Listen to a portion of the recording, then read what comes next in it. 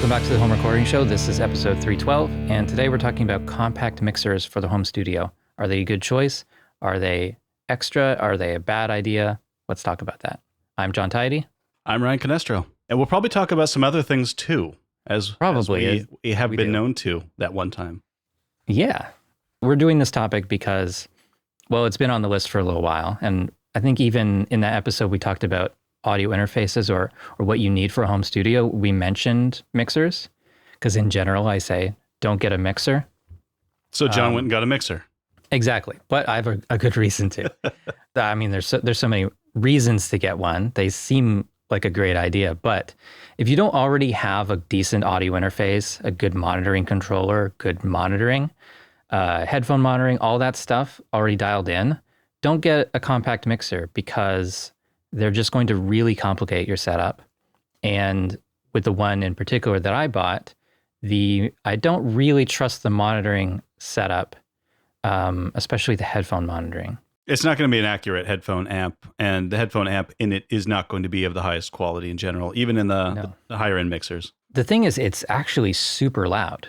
So you're sending, I've got mine gain stage, so everything's going through without adding a lot of gain and any extra noise, anything like that. It's line level in, line level out. That headphone amp, you turn it like past like 1% and it's like, wow, that's so loud. I'm not used to being able to drive these headphones so easily because on my actual audio interface, I turn it up to 50%, 12 o'clock position. That's like comfortable to listen to. That's what I've got it at now. I'd be willing to bet if you looked at the instruction manual, there's going to be a major impedance difference between the one on your mixer and the one on your interface. Probably. And in cheaper amplifier circuits, you change that impedance to give you that much more gain. It's not clean gain, it's just more gain. Yeah. That's what I was figuring was happening there. And I guess the way to get around that is to make a little inline adapter that will basically pad that amplifier. So you can actually turn that a little bit without blowing your ears out. We'll just say I got a B-word Q802 USB. I got it used from a pawn shop for half the normal retail price. I spent $125 on this, Canadian. It's not a lot of money, but the reason I bought it was, besides the price and everything, and because I was there and they had it, I've got an analog synth. I plan to get a drum machine. I have a couple other little analog synth things that would be a pain to go through all these adapters and things and swap out and only be able to record one thing at a time through the line level inputs of my audio interface. So going through a mixer, I can have everything connected all at once, sum that into just a stereo output. And then also I have the ability to do things like EQ. There's some built-in compression, mono send to a stereo return. So I can actually go through my pedal board. So it's like the practical utility of being able to connect everything all at once. Great. Being able to have all these other creative options like EQ, like sending through distortion or reverb or delays. All zero latency, which is awesome. And you don't have to have a DAW running to make music. So that's the reason I bought mine. Well, before we started this, John hadn't told me what he was using it for. And I was going to say, for connecting a bunch of analog instruments together to have them always set up and ready to go, and just having that ability to just have them ready. And several synths together might just be your one instrument. So you could have several synths connect to one keyboard and then have all of that feedback in, and you just want the stereo out. That would have been my example I would have given, but now you've ruined it. Okay.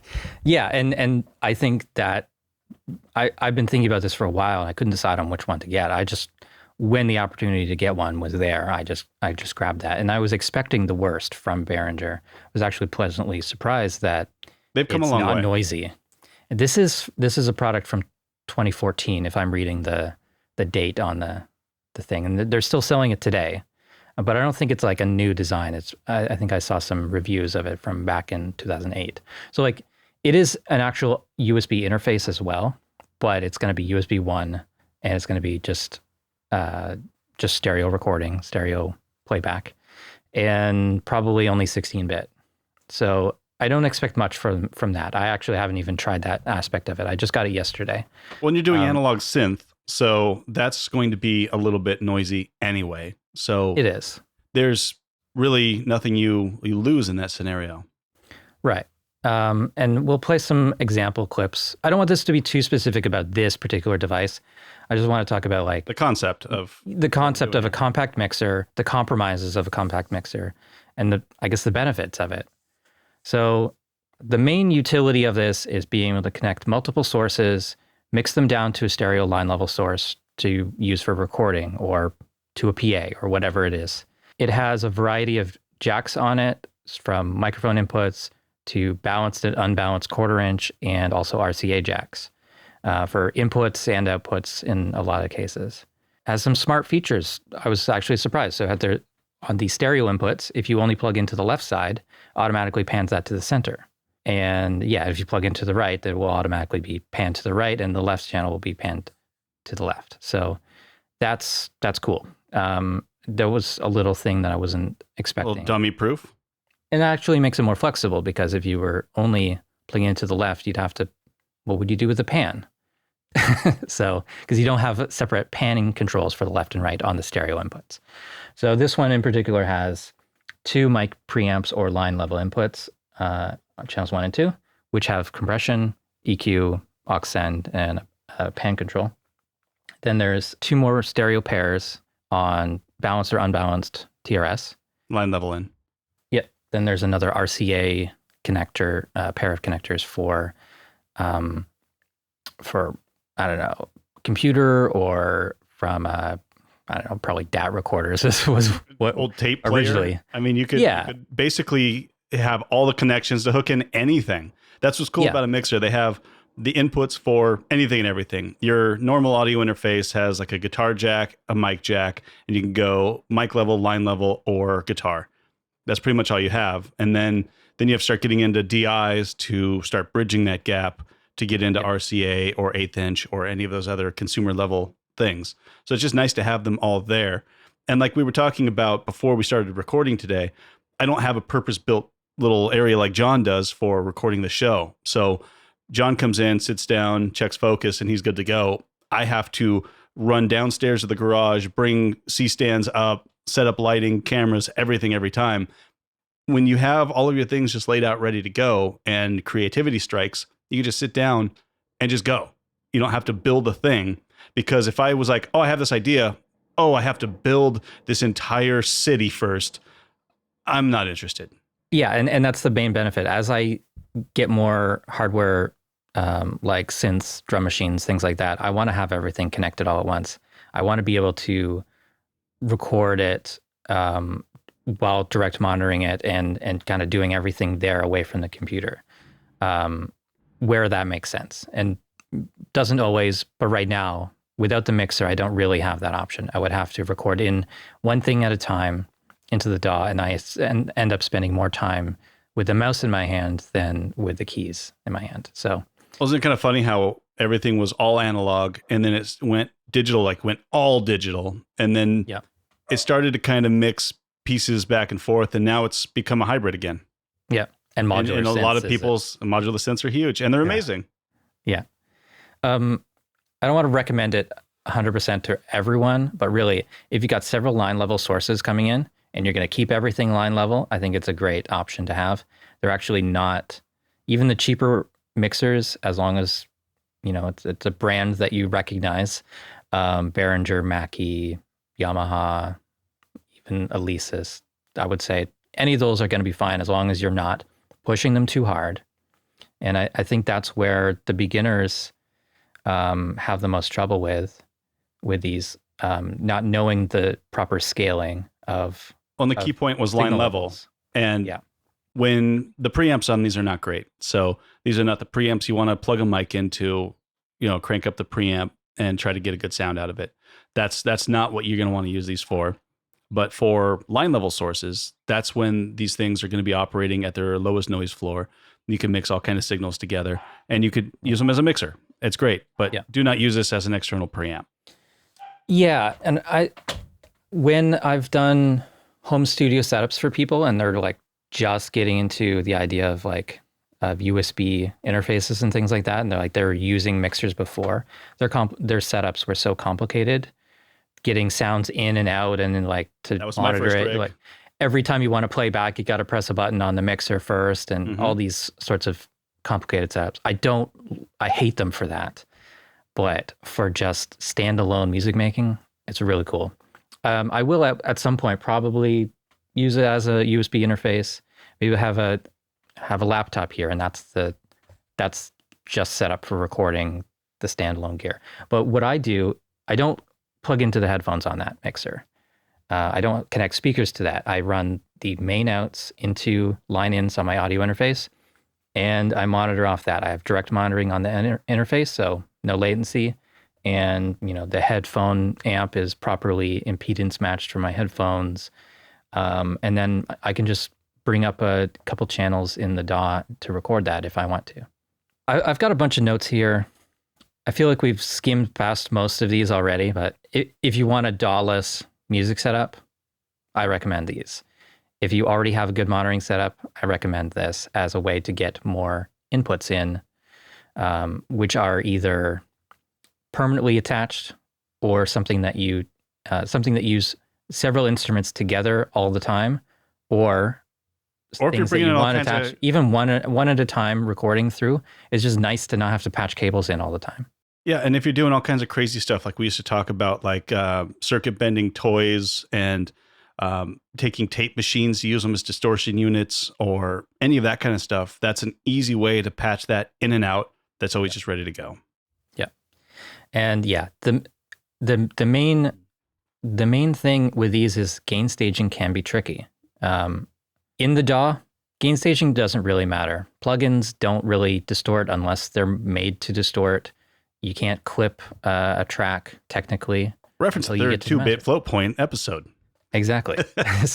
But with these cheaper mixers, they're meant to process line level signals and below. They're not meant to work with full scale digital signals. There's a different amount of headroom. Yeah. So if you were trying to get 0 dB FS out of a little mixer for a microphone or something, you are going to add so much more noise than you need to. Because that's plus 12 over its 0 line. Yeah, or plus 20 even. It's like, so it can be, depending on each device, that can be a big difference. And one thing I noticed going from like a synth through the mixer into my audio interface, there's a bit of a difference in level. I think it was roughly 5 dB, so a little hard to measure it exactly, but it was like, which kind of makes sense because of like pan loss and things like that going through stereo inputs. I believe it's the pan law, if not just a little offset that they put in there just for more headroom when you're adding 6 sources. Or it's a plus or minus 5 dB spec coming out of the factory, where some of them are 5 dB hotter, some of them are 5 dB less, and that is still within their spec. So it could be that too. It could be that too, yeah. Well, should we jump into some clips? Yeah, let's play some clips now. For this test, I took my synth, which has stereo outs. It's a completely mono patch, so left and right should be exactly the same. One side goes into a line input of my audio interface. The other side goes to a line input of the mixer, volume up at unity, and then the main outs connect to my other side line input on the interface. So essentially doing nothing. It's no gain changes really going through there, but it is a second device, an extra cable, and a couple more potentiometers in the way. Not doing any EQ or anything like that. First, you'll hear the direct recording.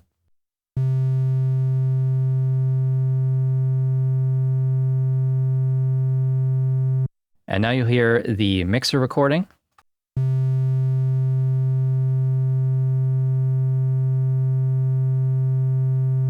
They sound pretty similar. If anyone's interested, they can just send us a message and I'll post clips of all this for you to check out on your own. Just put the zip file on the show notes. Yeah, I could do that. Now I took the 2 signals that were recorded simultaneously, so it's the same signal, polarity inverted one of them, so we're just hearing the difference. And then I've normalized this. So you're hearing a normalized recording of the mixer minus the direct signal.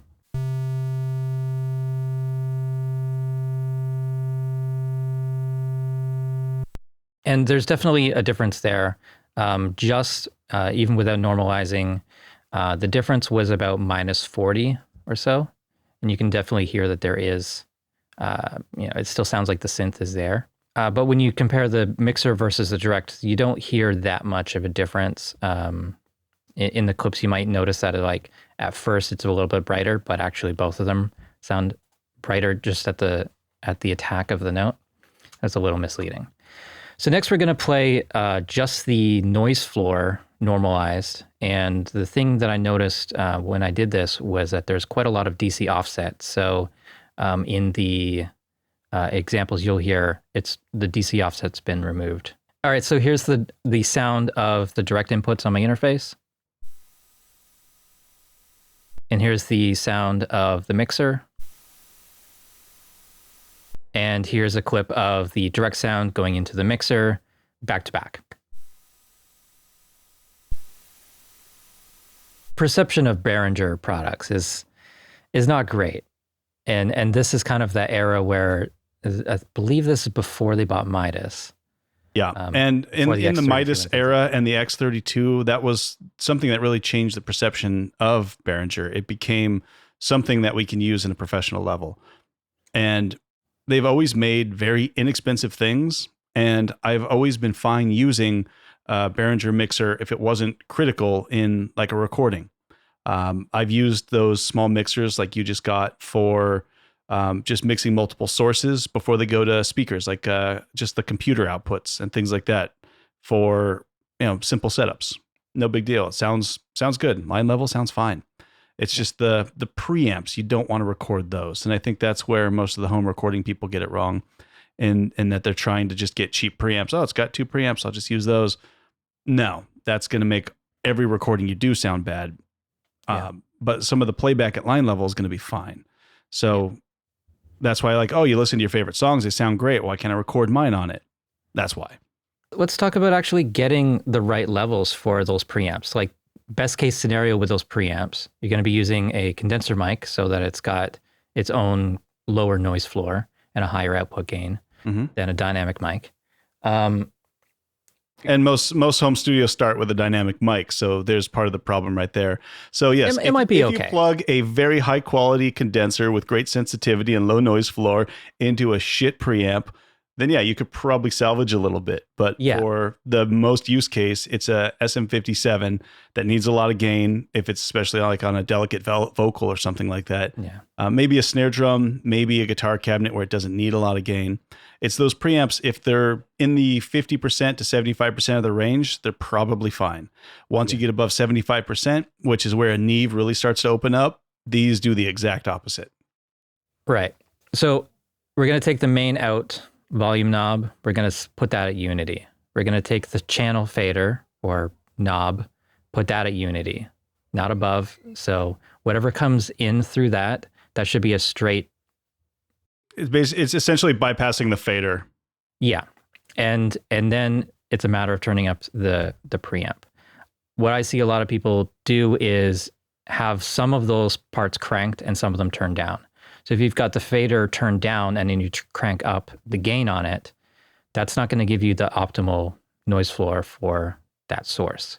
Well, that's a larger gain staging issue, and understanding how many gain stages there are in whatever you're working on is hugely important, because I think a lot of people don't realize, they just see the one gain knob and there's just that one gain stage on your input, but you still have gain in your fader. If you go beyond 0, you're adding gain there as well.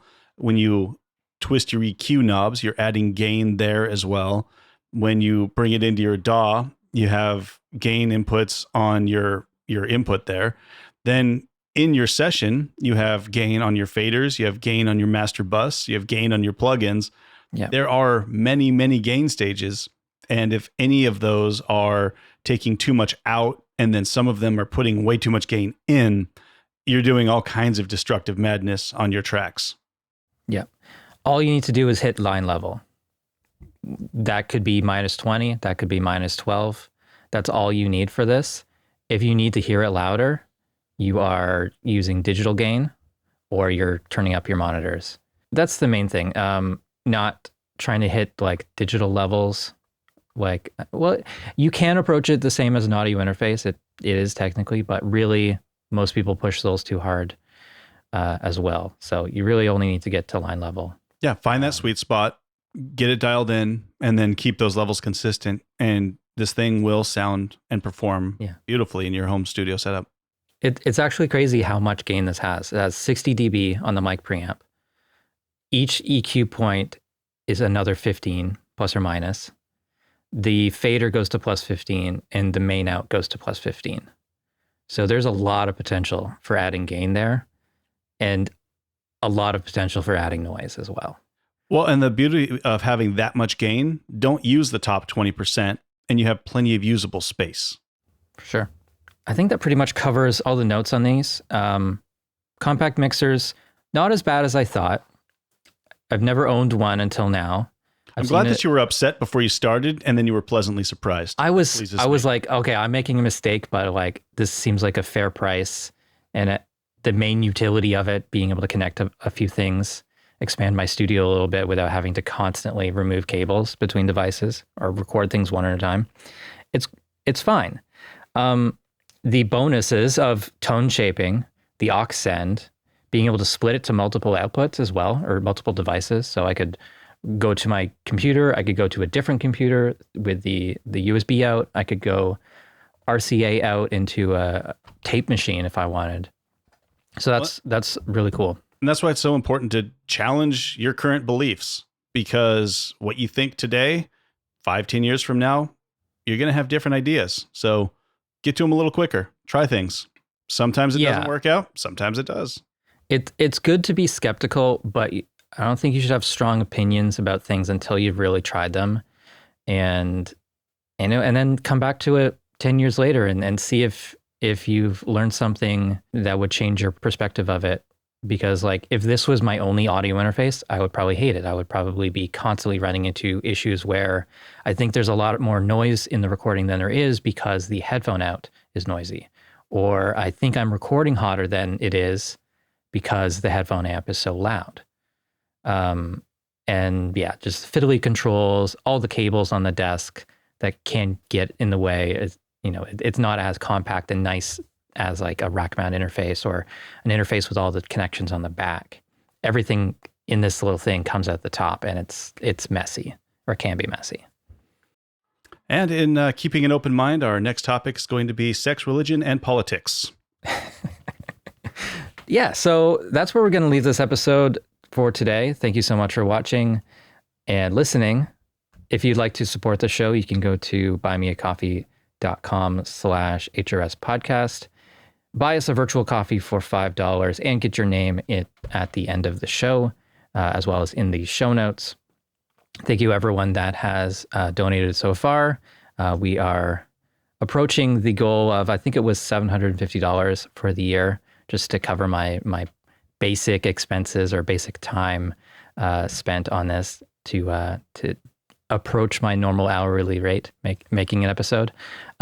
Totally fine if we don't hit that, but just appreciate you guys listening and sharing the episodes and comments and all that stuff. Thanks for listening. Thank you all for being here. We'll see you next time.